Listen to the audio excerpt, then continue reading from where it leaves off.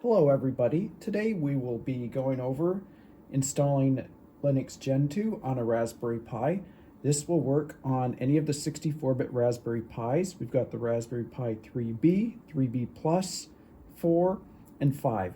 This specific installation is going to be without a GUI. It's just going to be a text-based console, and this would be great for projects, for IoT type projects or server type projects, or things that are not, that you won't be using a keyboard and mouse on all the time. And I use a similar setup for a lot of the IoT projects I work on. So with that, any of the Raspberry Pi 64 bits will work great for this. I do recommend either of these SD cards. If you're going for the GUI install, there's another video on that. I'll provide a link for that in this video's description.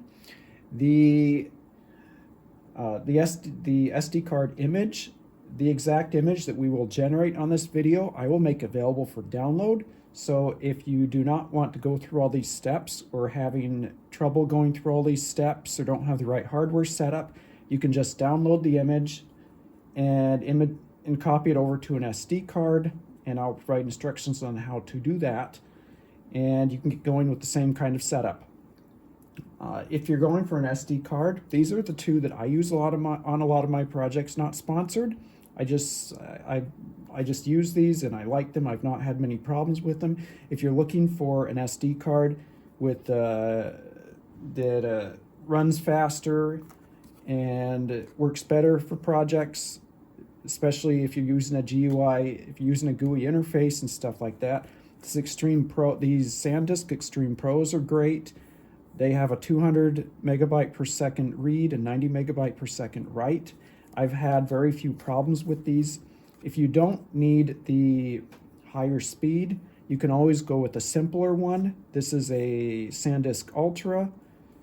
It's a 32 gigabyte. It has a 100 megabyte per second.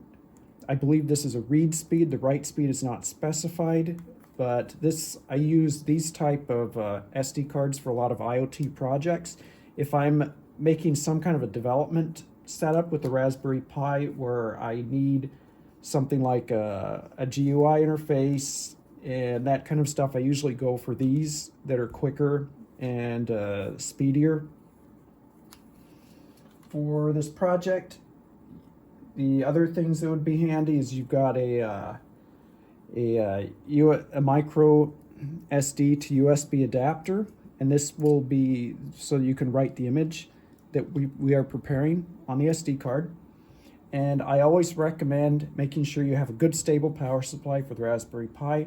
A lot of strange bugs and glitches can happen if the power supply is not delivering the right amount of current, or the voltage is fluctuating, or if you have noise in the power signal. The two power supplies that I've been using that I recommend for this is a 5.1 volt 3 amp power supply. I don't have a maker on this, although it was one that's recommended for use with Raspberry Pi. The other one that I more recently got is one by Physical Computing Lab. This is 5 volt 4 amp power supply, and this works great for Raspberry Pi 5.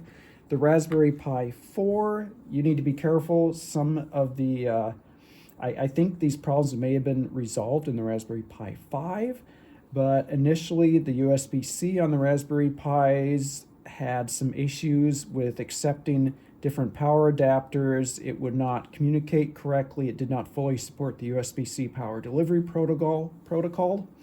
I hope that those have been resolved on the Raspberry Pi 5, but I always recommend getting a power supply that is recommended or has been tested with the Raspberry Pi to get the best results. So with that, let's talk about a few other things quickly before we get into the video. The cases that I use, if you are curious, so this is a Raspberry Pi 5 case. This is the official case. And I like this case that has a fan on the top. Although it's not absolutely necessary, the CPU will throttle itself to prevent overheating, but it's a good idea. I believe this case came with the heat sink, so I put the heat sink on, and the Raspberry 5 actually has a header right here to connect the fan in, which is a nice addition for the Raspberry Pi 5. And you see this case case works really nice. If you don't go for a case, you can get just the cooler. This is an active cooler I think this is an official cooler as well. But this also will plug in to the fan connector on the Raspberry Pi 5. So this is one case. If you are working on projects like this, it's kind of nice. It protects the Raspberry Pi if it happens to get dropped or prevent damage to it. So a case is always, I always try to put these in a case while I work with them. We'll leave the cover off for this. So let's clear off the workspace and get things connected up.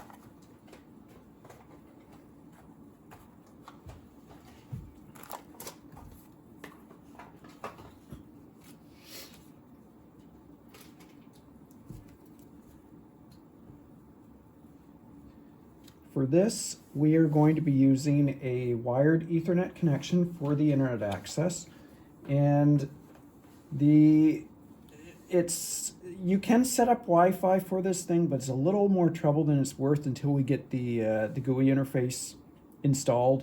Actually, I'm sorry, we're not installing a GUI interface on this one, but you can set up the Wi-Fi if you'd like using WPA supplicant. And that's kind of a tutorial for another video. The same process to set up WPA supplicant on other Gentoo systems, on other Linux systems, applies to the Raspberry Pi, and everything works very similar, so I won't go into too much detail on that. We'll use a wired Ethernet connection for the network connection to download the files. We've got our micro HDMI for the monitor. We will have a few setup things to go over that will require the keyboard. We will not need the mouse. It's connected. I did another video detailing a full Gentoo setup, including the GUI.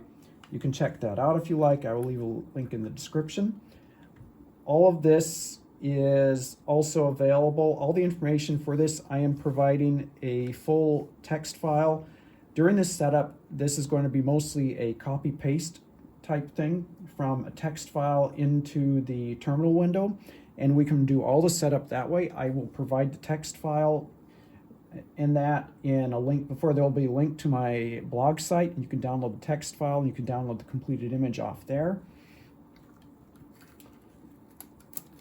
You'll get a few more of these items set up. We don't need the Raspberry Pi quite yet, so I will just get it put together, and then we will move on to setting up the SD card and getting the initial software on the SD card. For this build, Gentoo is a build from source type of flavor of Linux. So everything that is installed on the Raspberry Pi is built from source. So let's switch over to the computer right now. So we'll switch over and I'll get the share screen working. So the first thing we're going to do, so this is the website where you can grab this. I will provide a link to this website in the video's description. And we're basically going to follow a copy paste. There's a few things I should mention about the setup we're doing. Generally, the Linux Gentoo sources are downloaded off a repository, a public repository for this. I have created a kind of a snapshot freeze frame of the repository at this current, well actually it was created on the 10th of this month of 2025. I've created a snapshot of the repository, and I am also providing all the binary packages for this build. I have spent a little bit of time going through and compiling and recompiling and checking the system and doing installs, and I have got all the binary packages prepared, and that will speed up this process a lot. I am making all those available. Everything that you see me do on the screen, you should be able to duplicate exactly on your setup, wherever you are. As I was going to say at home, but do this in the workplace. So the first thing we'll do is we'll open up the website, and you look down here, and you can grab what we're going to do is we're going to do the minimal setup right now. There is a full minimal. I think I misnamed that. Okay, anyway, we'll go with that. So you want the minimum setup, and we're just going to basically follow this guide, just copy paste into the command window. So I've attached the micro SD card to the computer. So the first thing we need to do is we need to figure out what device the SD card is. So we can do that in a couple of ways. We could do an ls/dev. And here we see we have SDC1 and 2.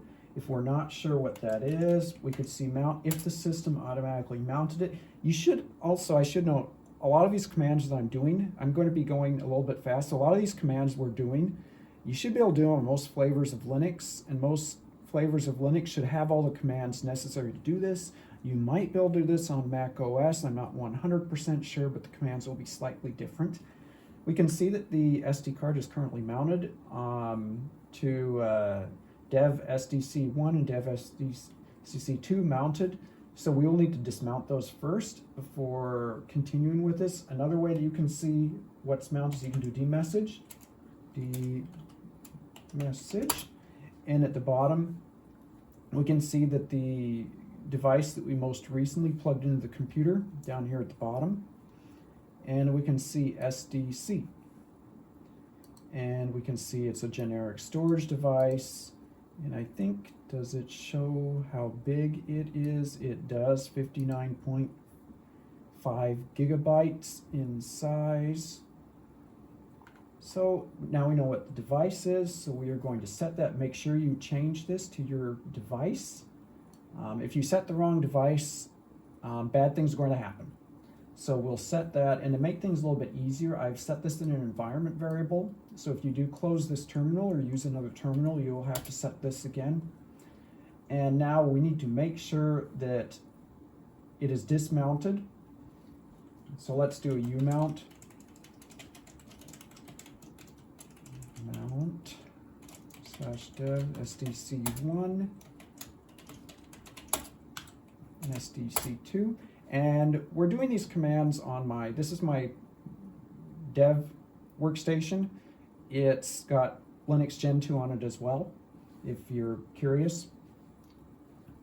And I use Gentoo a lot for various IoT projects. I find it a very flexible set of software to use for especially like the Raspberry Pi. So we're going to create a working directory to work with and change this to match your setup. You could probably do this in your home directory. I'm going to do this on I actually have a spinning hard disk attached to my computer that I store a lot of my files on, so that's where this is pointing to. The first thing we need to do is we need to download the files that we're going to be working with. All these files are available on my dev server, and you should have wget on your computer. You can easily download the files that way, or if you just want to copy and paste these links into your web browser and have the web browser download the files, that certainly should work as well. We just need to grab these files. I will try to explain a little bit while these things are downloading. So the first thing that we're going to grab is what is commonly referred to as a stage 3 tarball. It is basically a template, a starter root file system for a Gentoo Linux install. And to get Gentoo, to get the initial system up and going, we basically need 3 things. We need the kernel, we need a root file system, then we need the kernel modules. And I guess, well, we don't really need, but we'll talk about the firmware stuff as well when we get to it. but we need a kernel. The kernel is the first thing that the system loads after the BIOS finishes starting up the computer, and it will transfer over to the kernel. The kernel will load, the kernel will mount the root file system, and then execution will continue in the root file system. That's kind of how things start up. So we can check, so our downloaded files, we can check the hash on these files to make sure that it matches correctly with the digest file, and they do. Well, not necessary. I don't think it's too important, but that is there if you would like to double check that. And for all these downloads, I am caching these on my dev server so that they remain available, but I'm also providing the original source of the files if you are interested in grabbing them from the original source. This specific stage 3 tarball comes from the Gentoo repository, and that is that's the Gentoo system kind of evolves rather quickly and gets updated rather quickly, so this file may not remain there long for soon. It will probably be replaced with a newer version soon. I am just I'm working with this snapshot of files because I know these work together, and we shouldn't have as many random issues pop up when we're dealing with files that are well, we know that are going to work together.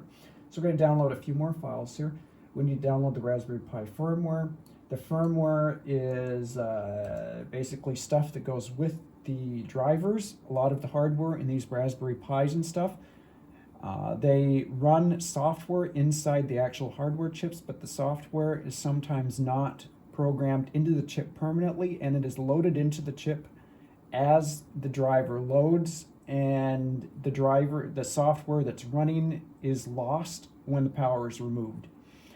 So we need these firmware files to support some of the things like Wi-Fi and Bluetooth and other things on the Raspberry Pi. And I mentioned for the kernel modules, we need to pull the kernel modules down. And let's see, what did I talk? I'm sorry, I made a mistake here. So the bootfs is the thing that I talked about. So the bootfs, so the Raspberry Pi has a partition for booting, and that's where the kernel will reside. And the SD card is going to be split into a boot partition and a root file system partition. People that have worked with the Raspberry Pi or other Linux systems kind of know about this stuff. So I have pre-prepared the boot file system for us. You can build this. I have a previous video. I'll provide a link in the description to it where I rebuild the boot file system, the boot partition. And you guys can rebuild it if you want. It's a little bit time intensive and you have to go grab files from here and there and kind of put them together. But all the files are available online. A lot of files off the Raspberry Pi's homepage itself as well. So we will go ahead and, so let's see, did we grab those? We did grab those, I think. We did because I downloaded it twice. Let me delete that duplicate file here. Okay, we ended up with modules. Okay, so let's grab the firmware.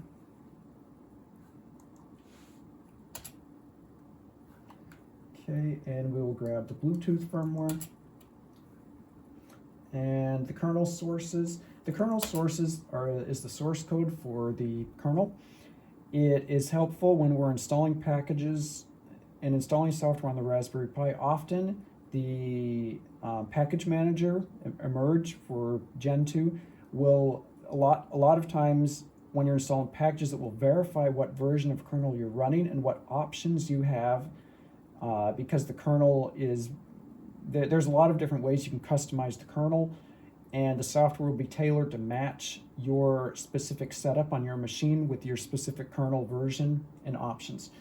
So it is helpful to have the firmware on the machine for that purpose, but of course after we're done with the install you can delete the firmware and you can save.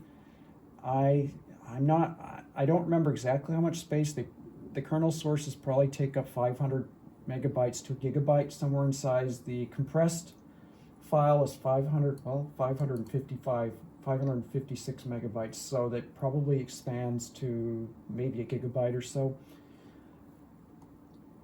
Okay, there are 2 other additional downloads, but we won't do this. This is optional, and I'm only providing these in case somebody really needs them. And this is basically the binary packages that will be downloaded automatically when we install the system. The Emerge Package Manager will grab them off my dev server as we download them. And like I said before, normally Gentoo will install from source, but you can also set up Gentoo to install binary packages. And I have pre-compiled all the packages on the Raspberry Pi 5 before when I was getting things set up, and I've uploaded them to the dev server. So you guys can pull down the binary packages and make the install go quite a bit faster. This minimal install that we are doing is not too intensive, but the full install that I have another video on took more than 3 days. I think it took 3 days just for Chromium to build, which is ridiculous, but that's how it works. The web browsers do take a while to build. So, and then we have the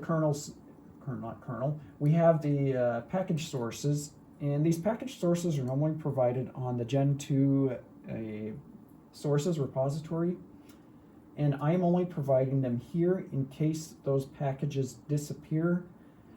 Like I said, we're doing a binary build, or binary install, so we may not need them, but they are here if you ever need them. The download is a little bit big. I am going to try to find a way to break these up so you can pick and choose which ones, but this is basically every single package that was used during the install process for the full install. So you'll actually end up snagging packages for the whole GUI install as well, but this will get you everything that you need. When we're done here, if we look at the folder, we should have something similar to this. So we have bootfs, we have Linux, we have these, we have stage 3, we have everything. So now we are going to actually work with the SD card. So at this point, you want to make sure that your SD card path is correct. Bad things will happen if you do this to the wrong drive. So we are going to repartition the SD card, and we do not want to make a mistake and repartition your other disks on the system. That will be very bad. And we're set to dev SDC, which is correct. So we'll go ahead and do this. In this guide, I used some shortcuts with these environment variables, and this basically just replaces the word SD card with what we have set up as an environment variable. If you do get an error on one of these unmount commands, don't worry about it. I already dismounted these, so we get an error message, but that's okay. The next command we execute, this will create the partition system on the SD card. So we'll create the boot partition and the root file system partition. And the root file system, actually we have ext4 on here, but I will actually be using BTRFS file system, which is slightly different. You can you can use ext4 if you like. There are going to be a couple places that you have to modify to do that, but the original GenPi system, the GenPi project did use that, so we'll go with that. So there's a couple things, speaking of GenPi, there's a couple things that I forgot to mention at the beginning of the video. So this project is based off the initial GenPi64 project by Sakaki, and it is no longer maintained. It has not been maintained for several years now, but that project is now maintained by another group that maintains a kind of a carry forward, a fork of that project, which is GenPi64. The project that I'm working on, I originally started with the Sakaki project, and I kind of developed the stuff that I'm working with alongside kind of at the same time that this other group did it. So while what I'm doing and what they're doing is very similar and the same, pretty much the same goals, things are probably a little bit different. And this is something that I have done for projects I've worked on at work and IoT projects that I use Gentoo on. So anyway, I will let you can read up on these two projects if you like. They're very interesting. Okay, getting back to our install. Okay, we were setting up the partition UUID. So the partition UUID, when the system boots, it will try to mount the root file system, and the kernel searches for the root file system. There's a couple ways it does it. You can either specify device like /dev/SDA1, SDA2, SDB2, or you can specify things like a partition UUID, and the system will boot regardless of where the thing is, whether it's connected by USB, whether it's a micro SD card. It'll look for the device by UUID or part UUID. So we're going to set that part UUID to this number, 6C586C13. I believe this is the original part UUID that the original GenPi64 project used. So we will set that. And another thing that I'll mention later on when we get to the kernel string, where we can, the cmdline file where we tell the kernel what to boot off from. You can actually do this on an external USB drive if you want as well. And when I do development with these Raspberry Pis, I like to do that because these SD cards, even though these SD cards, there's all different varieties of SD cards. There's the quality is not the same between them, and you will eventually hit the write endurance limit on an SD card. And I try to not write a lot to an SD card and hammer it too much with writes, because you will wear it out, and then the SD card will basically turn into a read-only type device, and you can no longer make writes to it. So doing a lot of installs and a lot of software copying can wear out an SD card fairly quickly. So if you're doing a lot of this kind of stuff, which is another reason why we're doing the binary package install, is so that we don't hammer the SD card with the compiles. You can attach a USB external hard disk to this thing. I usually use like a rotating hard disk, so I don't have to worry about the write endurance limit on things. Then I will point the device to say the boot device is /dev/SDA2, for example. And then when the Raspberry Pi boots, it will load the kernel off the SD card, but the root file system will exist on the USB connected hard disk. So that's kind of a trick that I use to not go through as many SD cards. Okay, the next thing is, not to get sidetracked too much, is we're going to format the partitions, and that's just copy pasting these commands. Like I said, we're going to, the first partition is the boot partition. It'll be formatted VFAT, which is FAT32, and then the other partition will format to BTRFS. If you want to use ext4 on here, you can. There's a couple other changes you have to make in here to let it know that it's going to be an ext4 file system, but I recommend give this BTRFS file system a try and see if you like it. I'm trying it out. It was used with the original GenPi64 project. I haven't had any issues with it yet.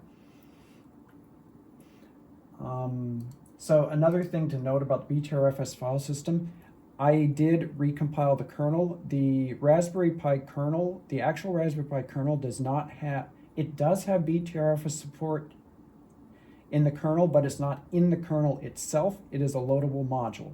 So I had to recompile the kernel and build the BTRFS support directly into the kernel. So sometimes you end up with the chicken and egg problem with drivers, and the way you resolve that is, so the problem with the BTRFS file system with the actual Raspberry Pi kernel is that the kernel needs the BTRFS module to be able to recognize the BTRFS, the root file system. But in order to get access to the file, it has to mount the root file system, but it does not know how to mount that root file system. So to solve that, you build the BTRFS support directly into the kernel, and then it can load the it can mount the BTRFS file system, the root file system, without needing the module. And that's essentially one of the only changes I made when I custom compiled the kernel. I have a video on that, and I'll put that in the description if you're interested in seeing that. So next we need to create some mount points. We're going to mount the partitions as bootfs and as rootfs. And another thing about Linux that a lot of you probably know is almost everything in Linux can be treated as a file, including things that you mount. So these two, the SD card, we're going to mount it directly into here, and it's going to appear as a directory right here, and we're going to mount them right here. The partitions are going to be mounted right here, and it will look like a folder, but they are actually mounted. The SD card is actually going to be mounted there. So let's go ahead and mount these. And if we look at mount, we should see them mounted. SDC1, SDC2 is mounted. And now we're going to copy the boot file system over. If you watch the other installation video that I did, this is the exact same bootfs partition. And then we're going to copy the stage 3 tarball. This is also exactly the same. All these files that we're copying are exactly the same as the GUI setup, the full setup. The only difference is when we get down to the configuration options and the emerge, where we choose what software to emerge. Up until then, the two installs are nearly identical. And so this will take just a second to install, to copy over. And then after that, we have got some kernel modules to copy over. So give this a minute. And when I talk about the install time here, let's go ahead and start this module copy. I'll get back, I'll chat a little bit more when we get some time while it's copying. Okay, so do that. So we did the non-free firmware. This is the device driver firmware, and then we've got the. I do need to make a correction here. BlueZ. Okay, extract the kernel source. Okay, so we are going. So this is, we download the kernel source. Now we're actually going to copy it to the SD card.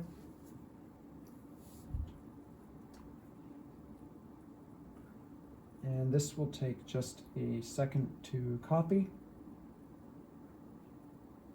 Okay, kernel sources are done copying. Let's create the symbolic link. So the package manager in Gentoo and software being installed usually looks for the kernel sources in a specific location, which is user source Linux. So we'll create a symbolic link to point to those. Now these kernel sources, this is not the main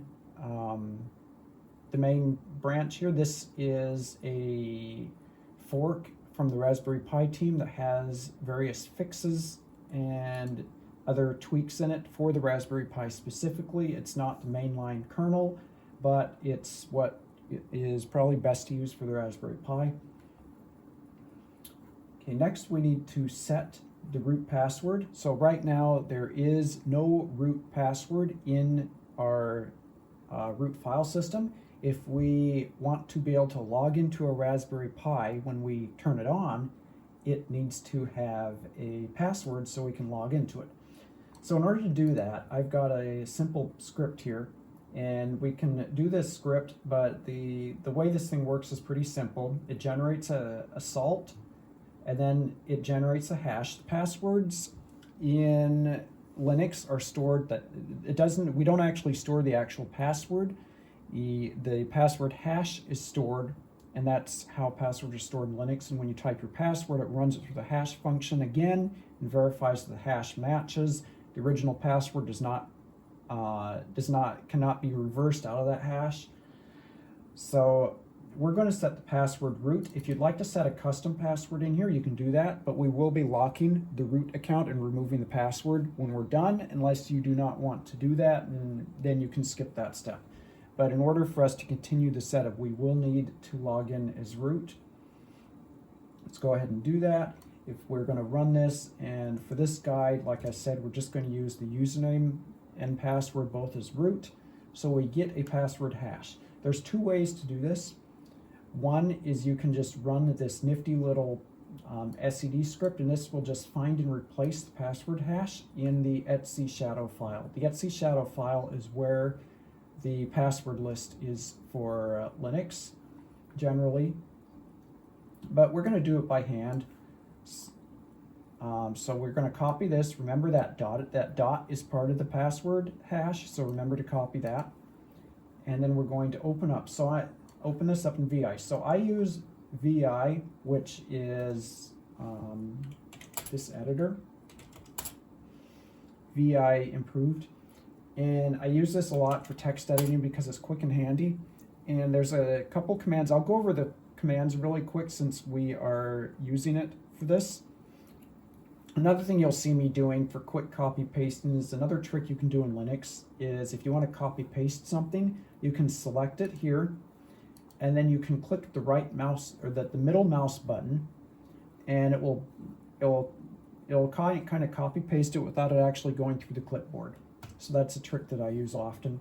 So in VI, initially when you open this up, you're in a command mode, and we're not in an edit mode. So we can go around with the arrow keys and kind of move around the file.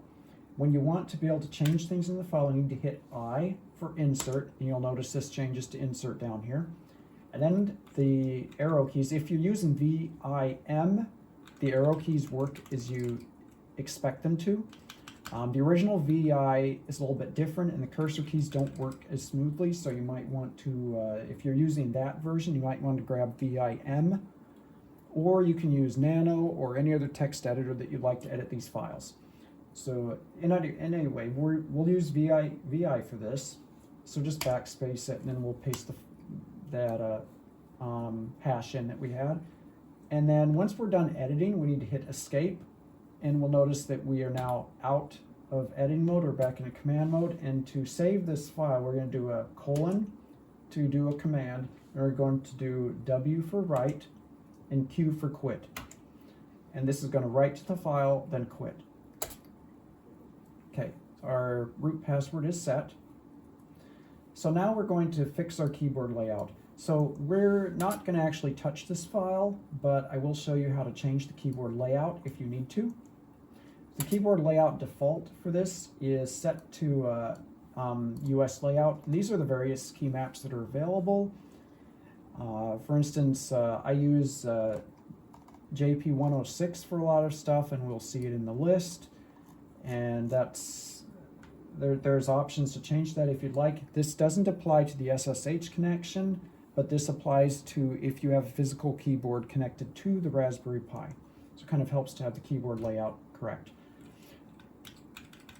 So same thing, if you want to change it, you can change this here. But we're not going to change things. So to exit out of VI, I mean, we could use JP106 I use often, but we'll just leave it at US. So we hit escape. We were in editing mode. So if we want to quit out, we can do a :Q. But we'll notice we changed something in the file. We reverted our change, but we still tweaked the file. So it won't let us just quit by doing :Q. We need to use an exclamation point to override and to discard changes. So we'll do :Q, exclamation point, enter. And that'll allow us to quit without saving any changes. So now we need to create a symbolic link for the network adapter. The network will not start automatically on, or I don't think it will, but we'll see, on Gentoo Linux unless we tell it to. So we're going to add a symbolic link into the startup script. And the general way on Linux Gentoo is to create a symbolic link to the NetLO adapter for your adapter with the name, which in the Raspberry Pi's case, we'll see when we start it up, it's going to be END0. And then we are going to set the host name. Host name affects various things on the Raspberry Pi, and if you don't set it, some things may break. So we're going to set that to Pi64, just to kind of follow in the convention of the original GenPi project. The next thing we're going to do is we're going to set up the Portage tree. The Portage tree is sort of like the catalog of software available to install.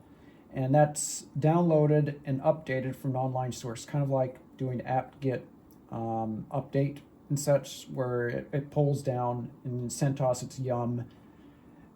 So in Gentoo, the package system is called emerge. So you'll commonly hear people saying emerge this, emerge that, and basically it means install this, install that.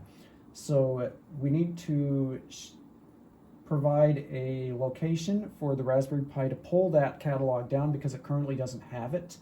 And in order for us to do the install, we will need to do that. And like I said, I have snapshotted the Portage tree on my dev server, and I will show you how to switch over to the main line if you would like. So we're going to open up that file for editing, and then we're going to copy paste this stuff in. We're in between the begin file data and end file data. And we'll see I've got my dev server in here for the sync URI. If you want to switch back over to the main line, but don't switch over yet, wait until our install is completely finished, because if you switch over to the main line right now and it pulls later versions down, it's going to turn into a mess. So leave it as it is right now, and then if you would like to mess around with this afterwards, you can switch back over to the main line Portage tree, and you can run an emerge sync on there. And there's plenty of guides. Once we get this initial Gentoo system set up and you have a working system, you can look at other guides on how to use and install software on Gentoo, and they will all apply to the Raspberry Pi. So we got that set up. There's one more repository. So there's a custom repository for a custom Portage tree for the GenPi64 project itself. This was something originally started by Sakaki way back when.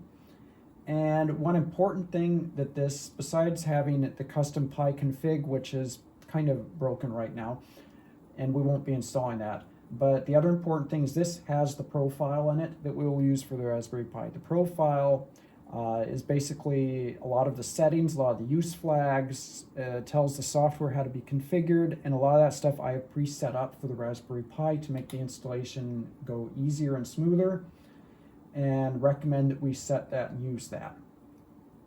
So there's also what we call a meta package in there as well, and I'll go over that when we get to that point. But the meta package is basically a software package with nothing in it except a list of dependencies, and it is set up in such a way that that meta package will pull in other package software, other packages as a requirement to install. So it's basically kind of a wrapper to install everything else on the system, and we will take advantage of that to set our system up quickly with just installing one package, and it will pull everything in for us.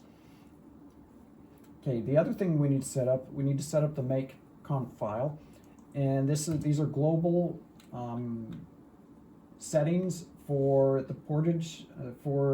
You'll hear me refer to Portage and emerge. So emerge is the actual command that you execute to install software and to work with the packages, but emerge is part of the Portage system, and Portage is the whole package management system and package tree system in Gentoo.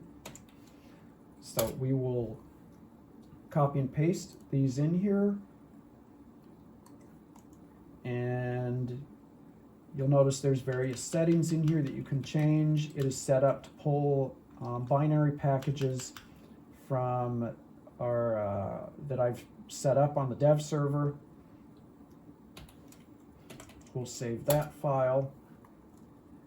And now we need to allow root to log in with SSH. By default, root is cannot log into SSH.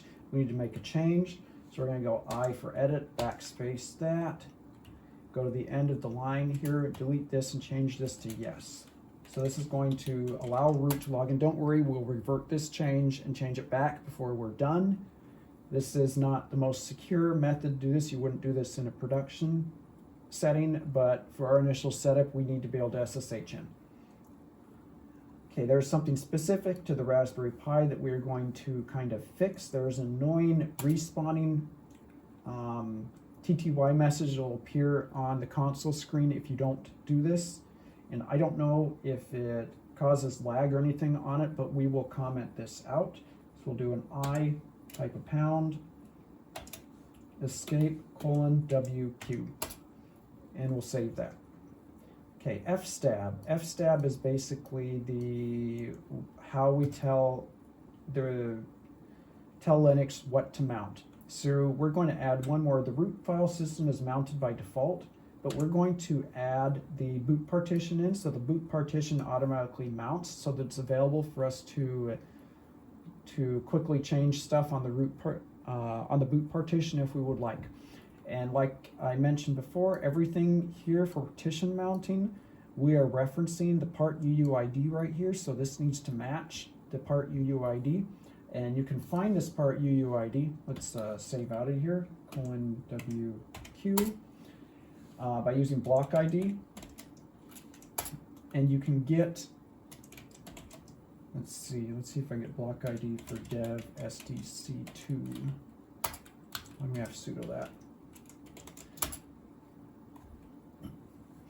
So this is a block ID for that partition, and that needs to match. If it doesn't match, it will fail to mount. Okay, the next thing, okay, so here is the cmdline.txt. This is a file specific to the Raspberry Pi. This is basically the command line for starting up. When the kernel starts up, it will read this, and this gives the kernel important information, including where the root file system is located, and also the root file system type. So if you wanted to go with ext4, this is the other place where you need to change the root fs type to ext4. And we're also going to change the root delay to 0. I had it set at 10 because I was using an external spinning hard disk, and it needed a little bit of time to spin up before the kernel tried to mount it. So we're gonna change that line to what's in the file here, and we're going to tell it that our root partition is at the PARTUUID of 6C586C13-02, which means the second partition on the device with this PARTUUID.